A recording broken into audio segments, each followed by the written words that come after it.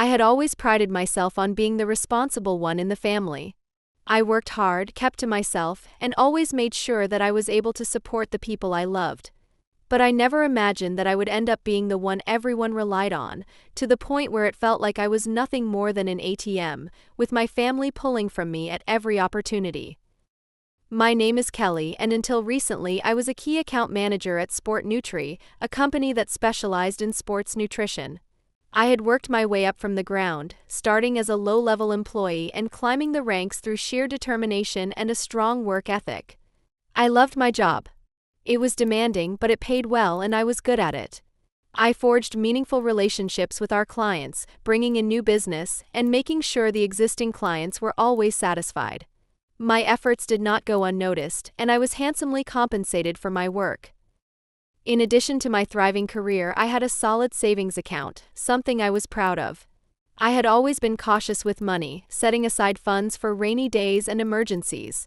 So when my parents reached out to me one fateful evening, asking for help with medical bills, I didn't hesitate.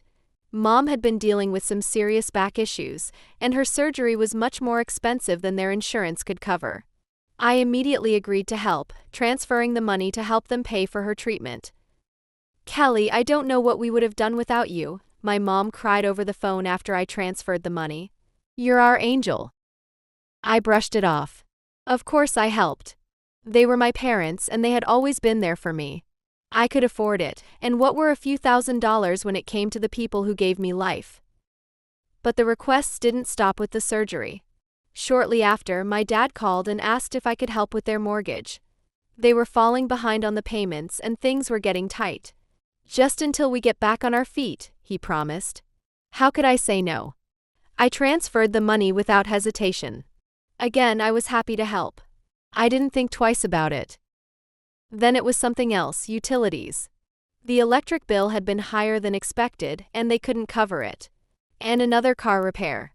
And more medical expenses. Each time they called and each time I gave. My money seemed endless, and it felt good to be the one they turned to when they needed help. It felt like I was doing the right thing. I was making money, I was capable, and I was there when they needed me. What's the point of having financial stability if you can't help your family? But the situation didn't stop with my parents. My sister Jen started asking for help too. It started off small, paying for her car repairs when it broke down. "Please, Kelly, Mark's paycheck doesn't come until next week, and I need to get the kids to school," she'd beg. I didn't mind. I transferred the money. Then it escalated. She asked me to cover her rent. Then it was her kids' hockey fees. Each time I felt a little tighter in the chest, but I gave without question. "You have no idea how much this means, Kelly," Jen would say. "You're literally saving us." I had the money and they needed it. I told myself it was fine. After all, family helps family, right? But deep down I started to feel a little uneasy. The requests kept coming, and with each one I found myself more stressed, more drained, and more resentful. But I couldn't say no. I'd been raised to always help those in need, especially my family. So I kept giving. I never asked for anything in return. It wasn't about the money, it was about the love and appreciation I thought I was receiving. They would thank me, praise me, tell me how much they appreciated me.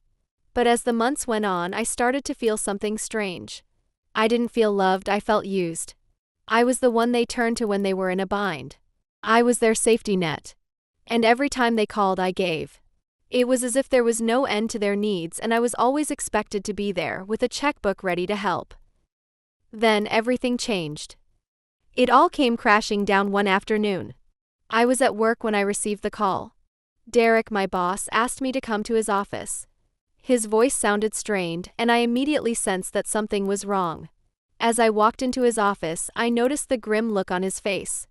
Derek was always upbeat, always the motivator, the kind of boss who kept the team motivated even in tough times. But today was different. "Kelly, I need to tell you something before you hear it from someone else," he said, his voice steady but clearly stressed. "My father is removing me as CEO. He's putting my younger brother, Jason, in charge." My stomach dropped. I had known Derek for years, and I had worked closely with him to help build the company.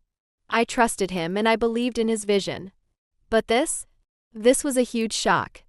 Derek was the one who had brought me into Sport Nutri, and now he was being ousted by his father in favor of his brother, a man who I knew didn't have the same vision or leadership skills. What does this mean for me?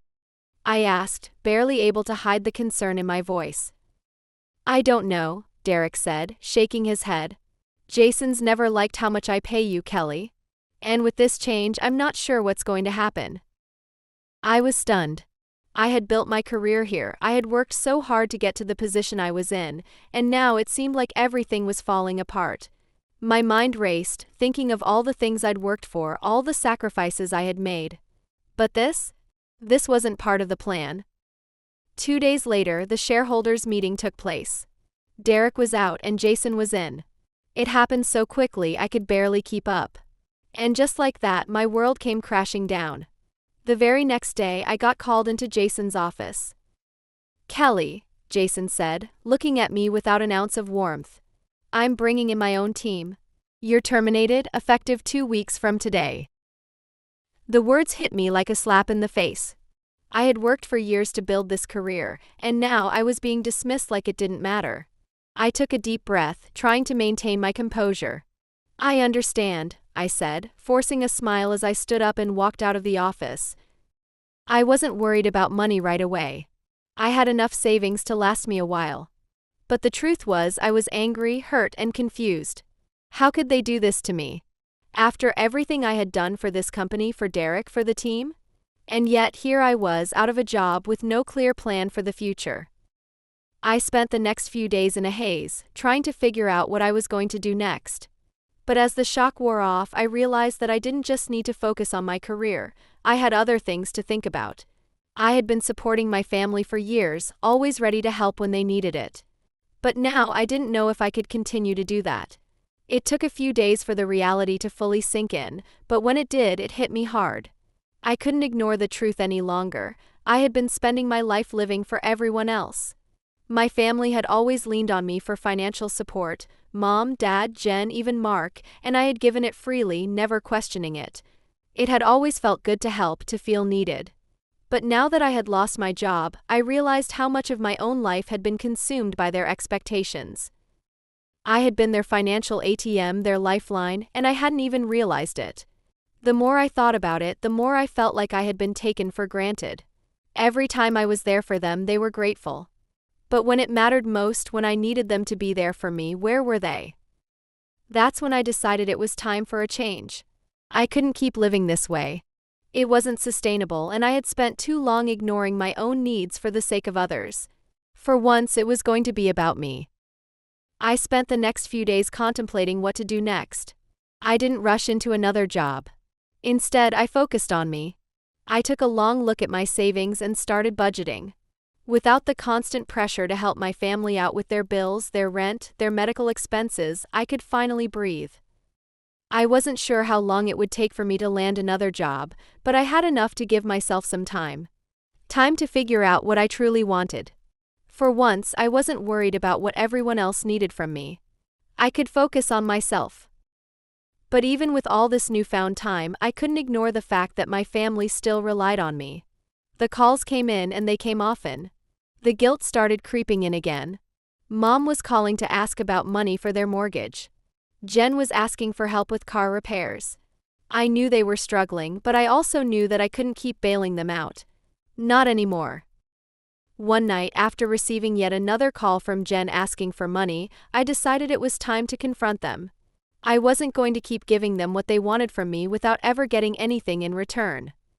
I knew the time had come to make a stand. I couldn't go on like this any longer, and it was time my family understood that. I was done being the person they turned to for every little thing. That evening, I called them all together for a family dinner. Jen, Mom, Dad, they were all there and I was prepared. I wasn't going to back down, not this time. When I arrived, the tension in the room was palpable.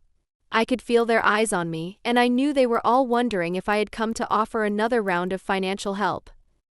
Kelly, how's the job search going? Dad asked, his voice a little too casual, like he was already gearing up to ask for money. Actually, I got fired, I said flatly. The room fell silent. They looked at me, waiting for me to continue. You're what? Jen asked, her voice sharp with disbelief. But you've always been so reliable. How are we supposed to manage without you? I could feel my blood boiling, but I kept my composure. That's what I've been trying to tell you. I've been managing without any of you for years. You've all been relying on me and I've been okay with that, but not anymore. Their faces froze and I could tell they weren't expecting this. They probably thought that even if I was fired, I would still be the one to save them. You've all used me, I said, my voice firm. Every time something went wrong, you turned to me. I didn't ask for it and I didn't complain. But now I need to take care of myself. I'm not your ATM anymore. I'm done. Jen stared at me wide-eyed. How can you say that? We're family, Kelly. We've always helped you and now you're just going to turn your back on us. I shook my head, disappointed. No, Jen. You haven't helped me. You've asked for help, but you haven't once thought about what I need. What I want. This is the end of that. I'm not going to keep sacrificing my life for you. Mom's eyes welled up with tears. But Kelly, we've been through so much together. You can't just abandon us now. I'm not abandoning you, I said, my voice steady. I'm just setting boundaries. And that means no more handouts.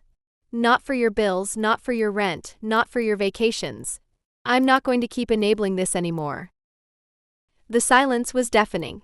I could see the disappointment and frustration on their faces, but I wasn't backing down. I had given them everything, and now I had to give myself a chance to breathe.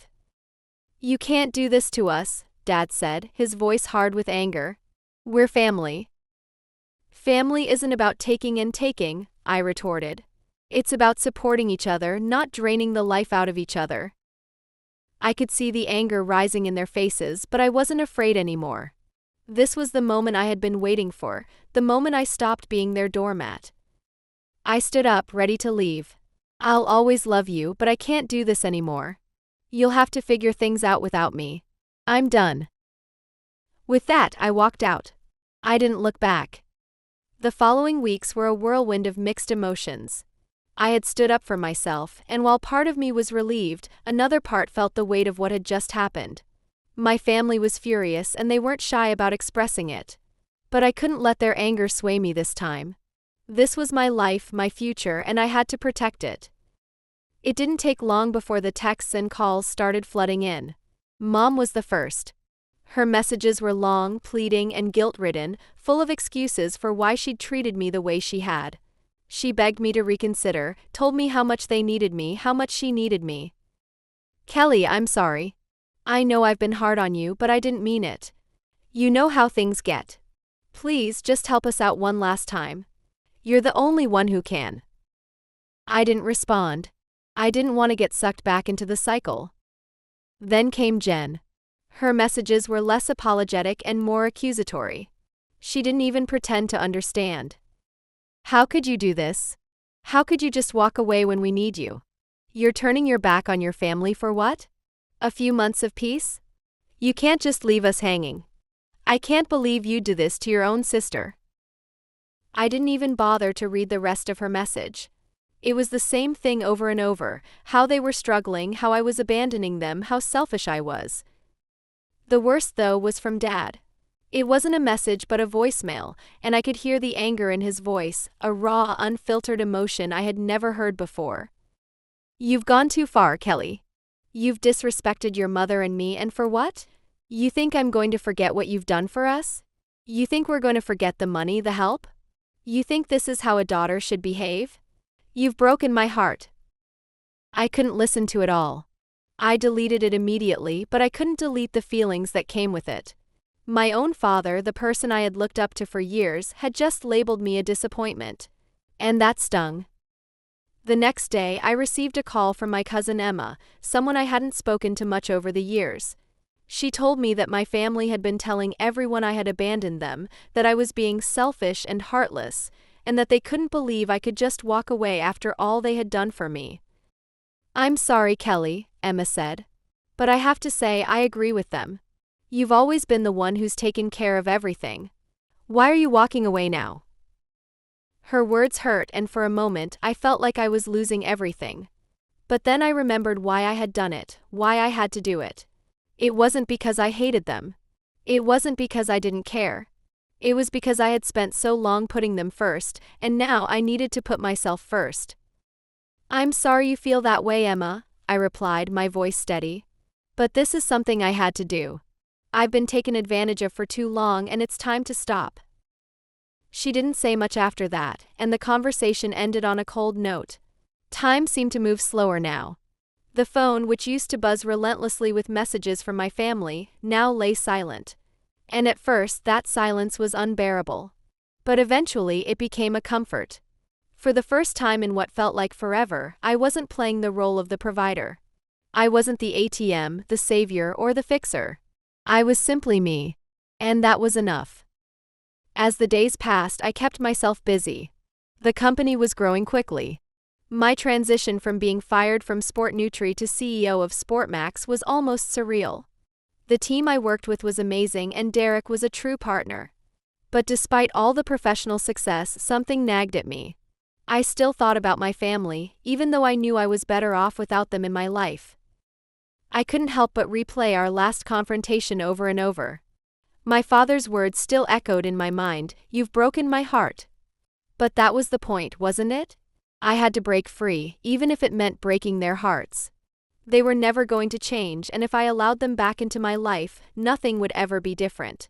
It was painful, but it was necessary. It was Thanksgiving now, and I was in the middle of a huge project at work. I had deliberately avoided making plans for the holiday.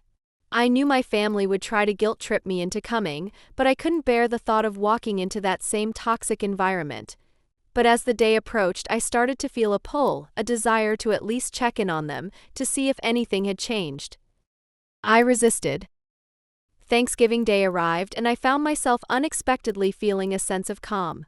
No frantic cooking, no cleaning, no last-minute scrambling to make everything perfect for a family who would never appreciate it. Instead, I treated myself to a day of rest. I spent the morning catching up on sleep, then went out to a cafe for a long, peaceful lunch. The absence of family felt strange at first, but I quickly realized that I had spent years dreading the holidays because of them. This year, the holiday was mine to define.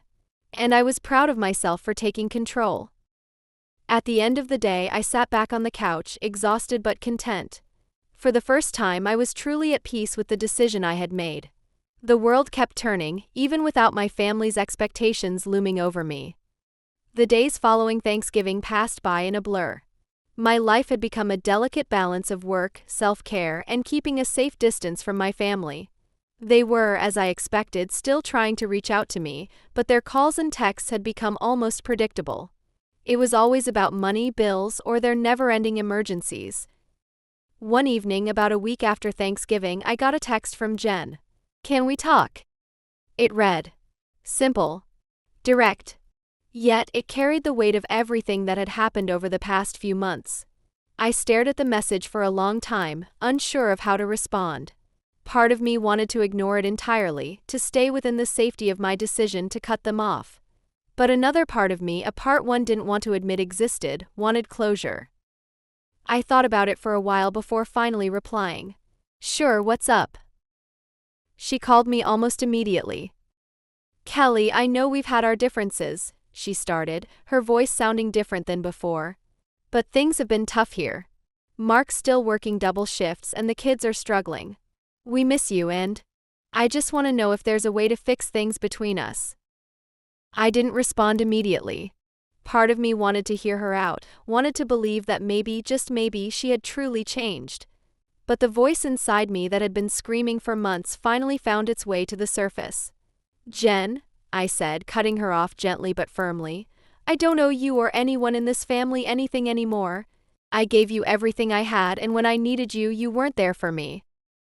There was a long silence on the other end of the line. I could hear her breathing heavily, almost as if she was trying to hold back tears.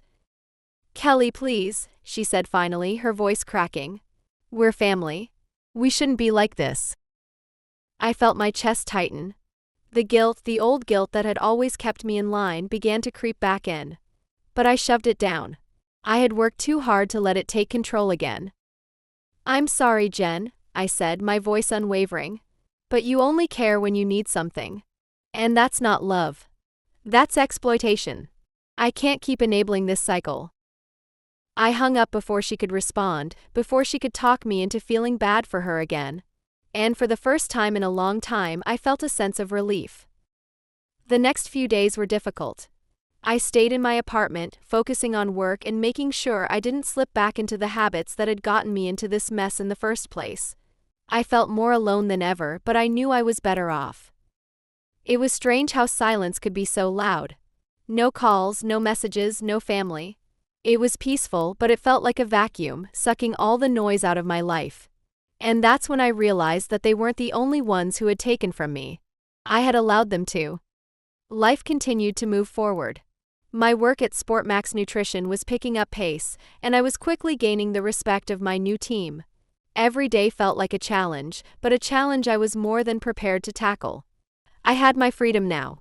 No more distractions, no more constant phone calls begging for money. It was just me, my job, and the occasional quiet evening spent reading or taking long walks by the lake near my apartment. But then came an unexpected call. It was from my cousin Emma, the one person in my extended family who had always seemed to see through the facade of my parents and Jen. I hadn't spoken to her in months. At first, I thought she was just checking in, but when she started talking, I realized it was something more serious. "Hey, Kelly," she said. "I know you've cut everyone off and I understand why. But I just wanted to give you a heads up. Things aren't great for them. I don't know if you know, but your parents are really struggling with their mortgage. Dad's working full-time again and Jen's behind on rent. It's bad." I listened in silence, trying not to feel anything. After all, I had made my decision. But a part of me couldn't help but feel a twinge of something, guilt maybe, or maybe it was just the weight of years of responsibility finally catching up to me. "Why are you telling me this?" I asked. "I made my choice. It's not my problem anymore." Emma hesitated for a moment before answering. "I know. I wanted you to hear it from me. They've been telling everyone how you abandoned them. That you turned your back when they needed you most. I thought you should know what they're saying." A cold knot formed in my stomach. The guilt hit me hard, but it wasn't for the reasons I thought. I wasn't guilt-ridden because I'd abandoned them.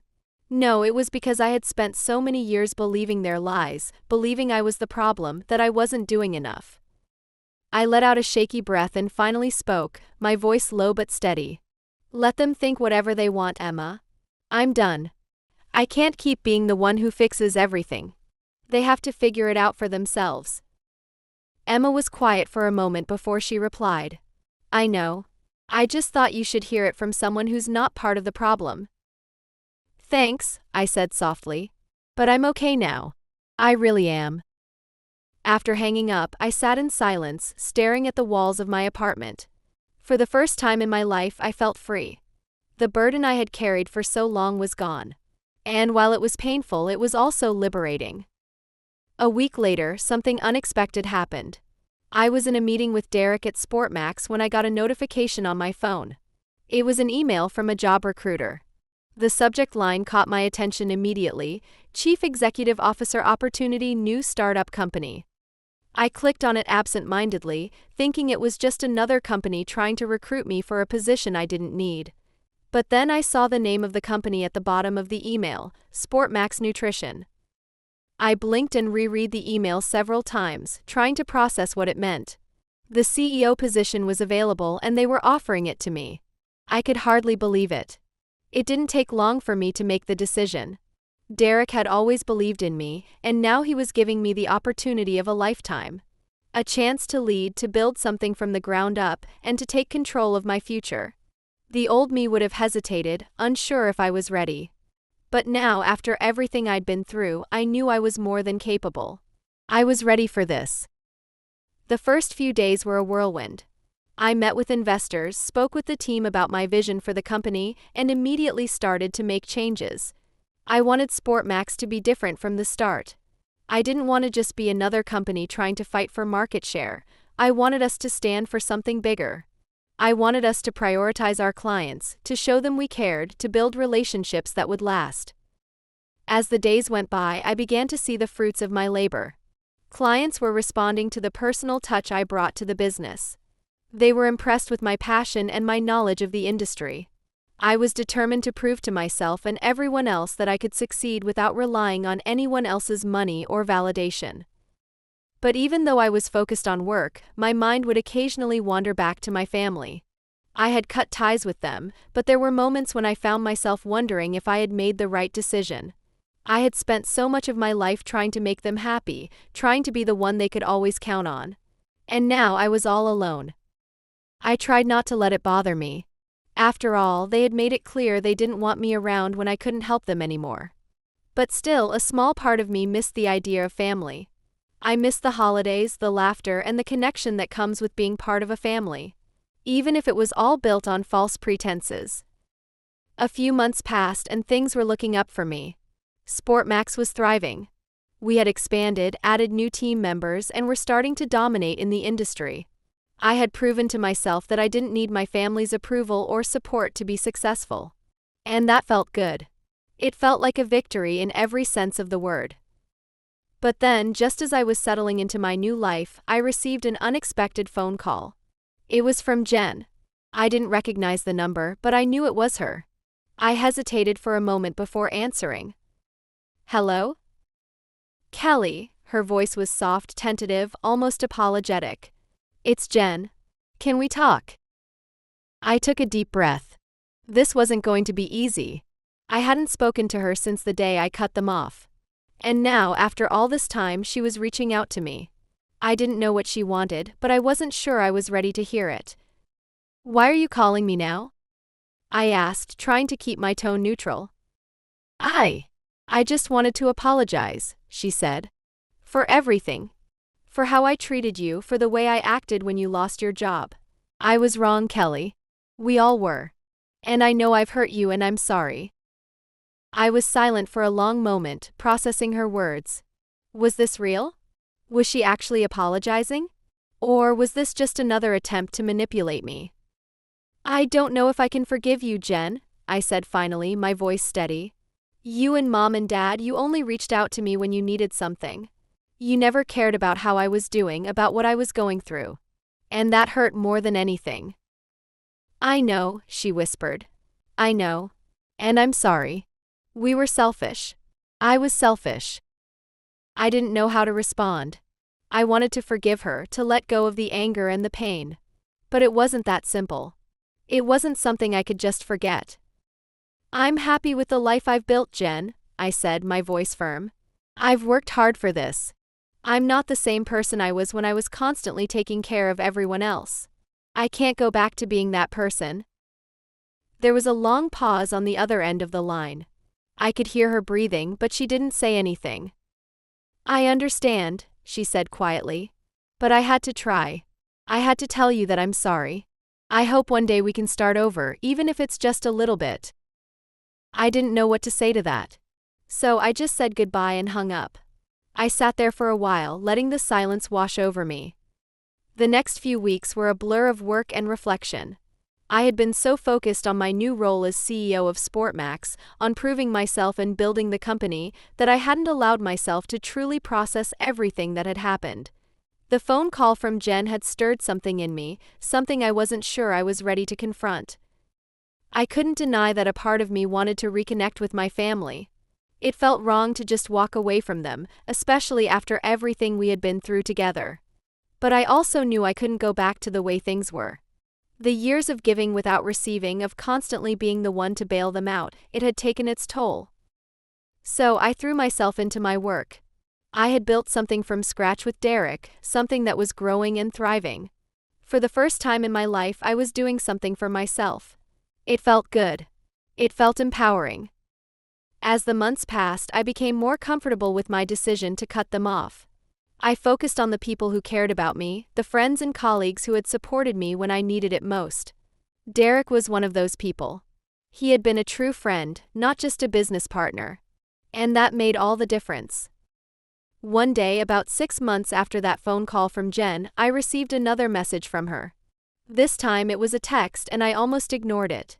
But something told me to open it. "Kelly, I know I've been silent for a while. But I want you to know that I'm proud of you.